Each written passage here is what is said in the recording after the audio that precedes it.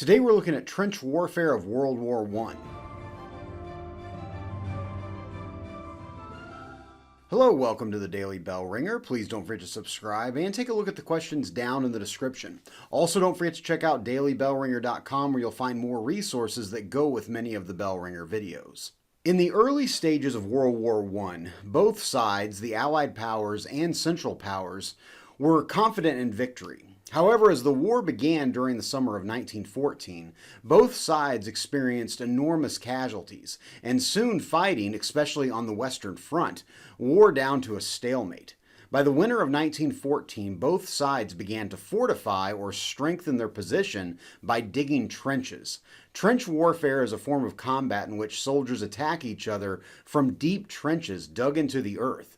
The use of trenches in combat can be traced all the way back to the ancient Romans, but most recently, prior to World War I, trench warfare had been used by both the Union and Confederate forces during the American Civil War, most notably at the Siege of Vicksburg and then at Petersburg as the Civil War came to a close.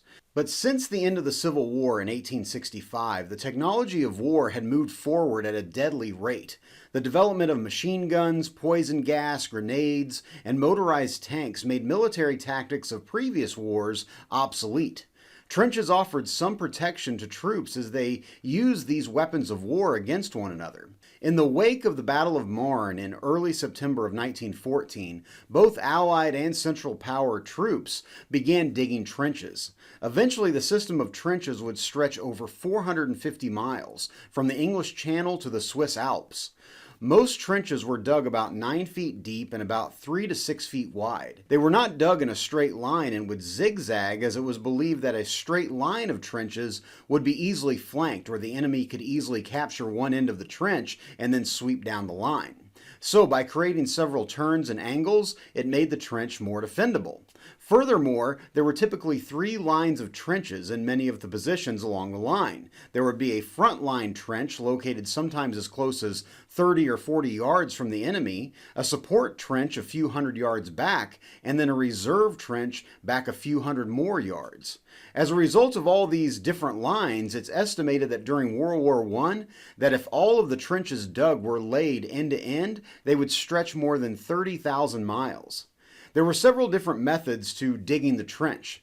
First was the most obvious, which was digging straight down. This was known as entrenching. The problem with entrenching was it was the most dangerous, as it left soldiers completely exposed to enemy fire while trying to establish a trench.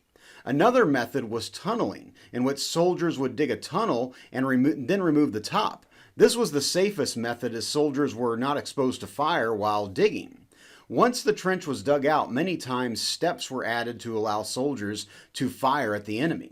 Barbed wire and other barriers would be placed at the top of the embankment of the trench. Sandbags, wooden planks, and bricks would be added to try to reinforce the walls of the trench. Trenches were constantly under construction and repair, as one of the biggest problems soldiers faced with trenches was water. Since the trench was dug deep in the ground, water would constantly be collecting in the bottom and causing the trench to erode. Trenches were known to be muddy and damp messes that caused all kinds of physical ailments for the soldiers that spent days and weeks in the trench. One of the most common ailments was trench foot, which was caused by soldiers having their feet exposed to cold and wet conditions for long periods of time, causing the tissue around their feet to die. In many cases, soldiers had to have amputations to stop the spread of trench foot. Along with the miserable conditions in the trenches was the problem of lice and rats that spread throughout the trenches. The area in between the enemy trenches became known as no man's land. The area, which was usually less than a few hundred yards, was strewn with barbed wire and landmines. Crossing this area was obviously extremely dangerous, especially during the day when the enemy could easily see movement across no man's land. So most offensives took place at night, as troops would sneak across the divide, and then most attacks occurred early in the morning.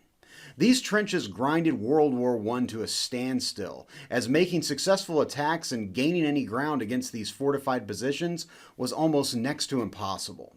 So with that, hopefully you learned something, and thanks for watching.